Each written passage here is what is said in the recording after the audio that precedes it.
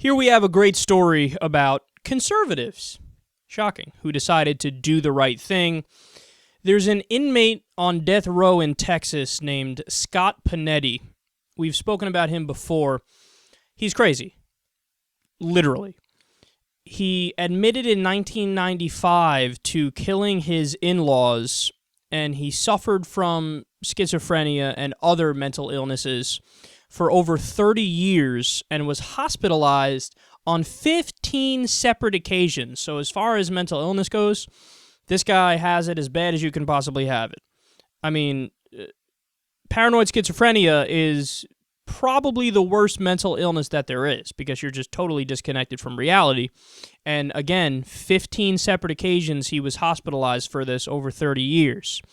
One time, he buried all of his furniture in his house in his backyard because he was convinced that it was demon-possessed, and he even dressed up like a cowboy at his trial and tried to subpoena the Pope and JFK. So this gives you a good idea of how out there he is. Well, 20 conservative leaders, including Gary Bauer, we've done a few segments about him when he was on Fox News Sunday going back a year and a half ago or so. Brent Bozell, another big-time conservative. And there were some writers for the Washington Times, very uber-conservative paper. Ken Cuccinelli, you remember this guy? This is the anti-blowjob guy, I believe, from Virginia, who literally tried to ban blowjobs or keep that statute on the books. And many others. Again, a list of about 20 conservatives. And they wrote a letter to Perry saying, can't do it, man. Do not kill this guy. And they came out strong. They said, quote, each of us has been very active at the national level of the conservative movement for many years, and no one could accuse us of being soft on crime. Among conservatives, there is much debate about the effectiveness and the morality of the death penalty. Some crimes are so terrible, and committed with such clear malice that some believe that execution seems the only appropriate and proportional response. But Scott Panetti's is no such case. They continue, the authority to take a man's life is the most draconian penalty that we allow our government to exercise. As conservatives, we must be on guard that such an extraordinary government sanction will not be used against a person who is mentally incapable of rational thought. It would be immoral for the government to take this man's life. Should the board recommend it, we respectfully urge you to reduce Mr. Panetti's death sentence to life in prison.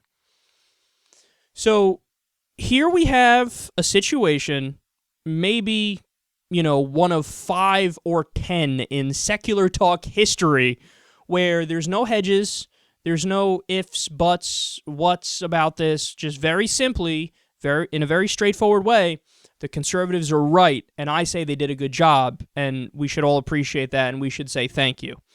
Because here's what's not happening. Rick Perry is not going to listen to me. He's not going to listen to any MSNBC hosts. He's not going to listen to any liberal attorneys.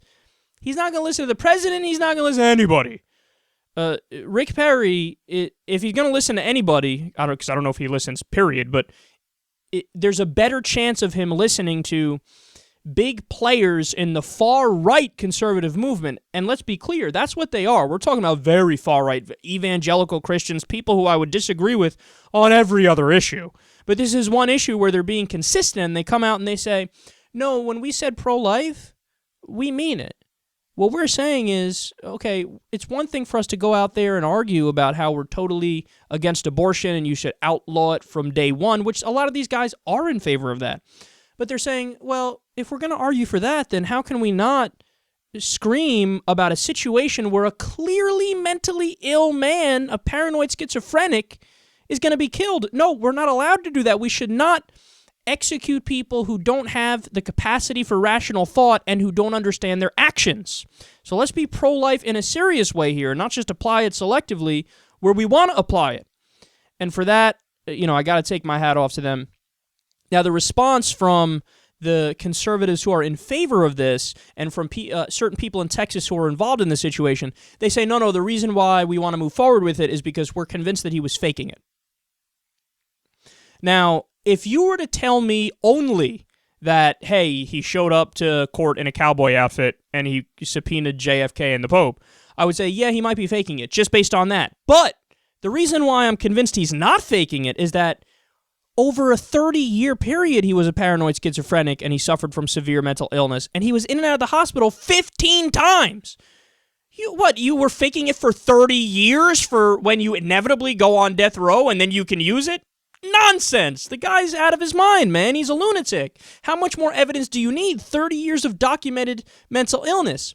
The least they could do is give him another psychological examination and then listen to the experts whenever they tell you the reality. The last time he had an examination was 2007. If they give him another one, now it's likely the case that they'll come back and say, yeah, he's still crazy. He's still paranoid schizophrenic. He didn't understand the consequences of his actions. And then, naturally, we shouldn't kill this guy. Understand, man, the Supreme Court ruled on this in the past, and they said, no, you cannot. It is unconstitutional because it violates the Eighth Amendment. It violates the protection from cruel and unusual punishment. You cannot kill mentally ill people. So this is already unconstitutional, but Texas, in typical Texas fashion, with dumbass Rick Perry leading the way, like, well, we might kill him anyway because fuck the federal government, that's why, and fuck anybody who ever committed a crime because we love Jesus. So that means we don't believe in forgiveness. Oh, what? We got it backwards?